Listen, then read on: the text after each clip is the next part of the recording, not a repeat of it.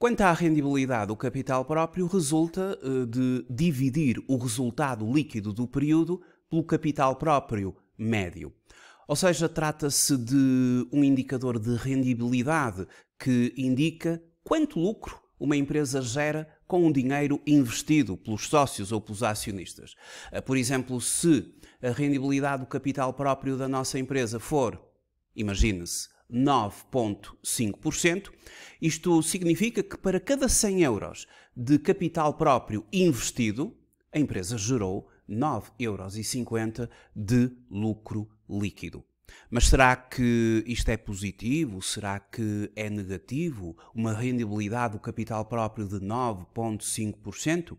Bom, temos de fazer aqui um conjunto de comparações. A rendibilidade do capital próprio média do setor em que a empresa atua. Temos de comparar.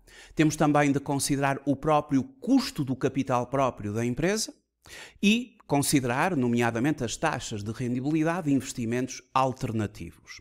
Por falar em custo do capital próprio da empresa, efetivamente é uma métrica que temos de comparar com a rendibilidade do capital próprio da nossa empresa. Bom, como eu disse, o capital próprio vai ser o investimento que os sócios, os acionistas fizeram na empresa. Se dividirmos o resultado líquido do período que vem da demonstração dos resultados pelo capital próprio da empresa, presente no balanço, e aqui sugere-se o capital próprio médio pegar para um alisamento do valor, pega-se no capital próprio do fim do ano anterior, soma-se com o capital próprio no final do período N, corrente, divide-se por 2 e temos assim a média.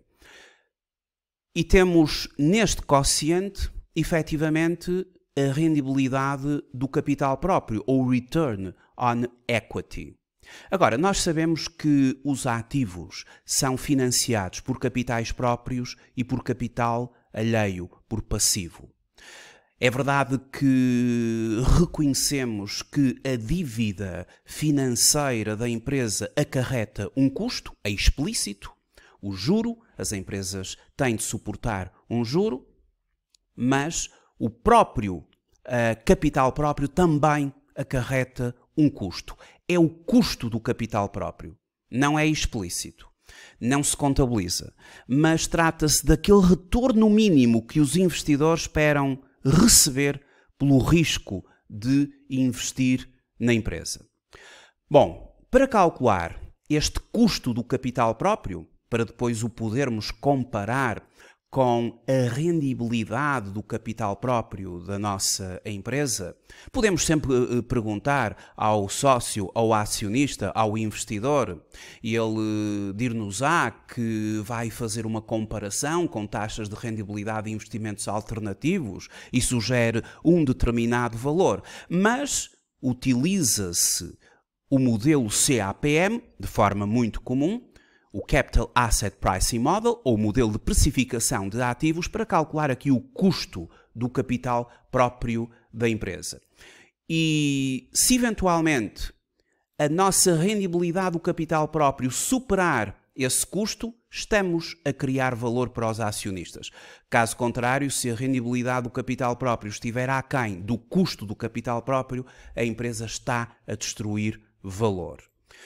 Vejamos o seguinte exemplo, uma empresa portuguesa, a Tec Lusitana, uma empresa de software sediada em Lisboa, especializada em soluções de inteligência artificial para o setor financeiro. E vamos fazer aqui um caso prático para comparar a sua rendibilidade do capital próprio com o seu custo do capital próprio para avaliarmos se efetivamente a empresa está ou não está a destruir, ou se está a criar valor. Imagine-se que num determinado período N, o resultado líquido do período foi de 5.225.000 euros e o capital próprio, a média do ano, 55 milhões de euros. Dividindo o resultado líquido do período pelo capital próprio médio, temos então 9,5%, ou seja, para cada 100 euros de capital próprio investido, a empresa foi capaz de gerar, naquele período N, 9,50 euros de lucro líquido. A primeira comparação que nós fazemos é com a rendibilidade do capital próprio da média do setor. Tomando como fonte os quadros setoriais do Banco de Portugal, imagine-se que para aquele período N e na base da classificação da atividade económica aqui da empresa, a média do setor era de 8,7%. Ficamos acima da média do setor, o que seria uma boa notícia. De facto, é uma boa notícia uma empresa ter uma rendibilidade do capital próprio acima da média setorial.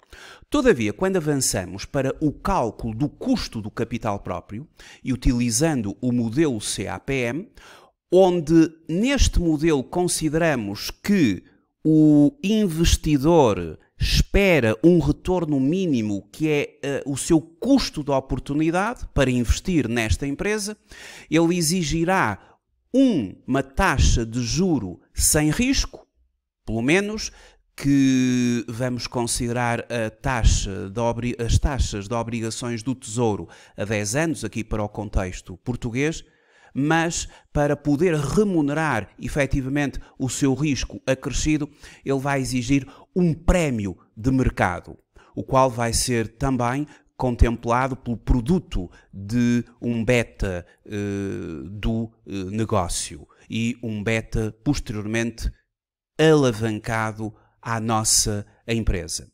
Ora, de acordo com este contexto, a taxa de juros sem risco 2,37, consideramos aqui a fonte para encontrarmos esta taxa. Este valor representa a IEL das obrigações do Tesouro Português a 10 anos, 2,37. Posteriormente, através das informações que nos são proporcionadas anualmente pelo Damodaran, e temos aqui o link para obtermos as respectivas informações, imagine-se para um determinado ano N, o Equity Risk Premium, ou prémio de risco de mercado, para Portugal era de 5,91. Falta-nos o beta para podermos assim, através do modelo CAPM, chegar ao custo do capital próprio desta empresa. Quanto ao beta, começamos por consultar num banco de dados o beta desalavancado. Aqui a fonte foi o Fernandes, igualmente como o Damodaran, um reconhecido especialista em finanças empresariais, mas os estudos do Fernandes, como estão também concentrados ao nível de empresas da Península Ibérica, eu considerei mais adequado utilizar esta fonte, porque o Damodaran considera a Europa de uma forma global e temos aqui geograficamente mais aproximado aqui da nossa empresa, que está em Portugal, Península Ibérica, um beta para o negócio de 0,98. Este beta tem de ser alavancado à estrutura da dívida da nossa empresa. E aqui utilizamos a equação de Hamada, onde vamos, através desta equação, proceder à alavancagem do beta. Aquele beta de 0,98, tendo em conta a estrutura de capitais da empresa, debt to equity, transforma-se em 1,33. E através da substituição dos valores, temos o custo do capital próprio, a taxa de juros sem risco, o beta alavancado da nossa empresa, vezes o prémio de risco de mercado aqui para Portugal. 10,23% de custo do capital próprio. A verdade é que este valor é superior à rentabilidade do capital próprio, o que significa que a nossa empresa está a destruir valor. A nossa empresa supera os seus pares, supera o setor em termos de rendibilidade do capital próprio, 9,5% é superior a 8,7%, no entanto, a rendibilidade do capital próprio da nossa empresa, de 9,5%, é inferior ao seu custo do capital próprio, 10,23%. Por isso temos de recomendar aqui uma série de estratégias para que esta empresa possa efetivamente vir a gerar valor nos próximos períodos.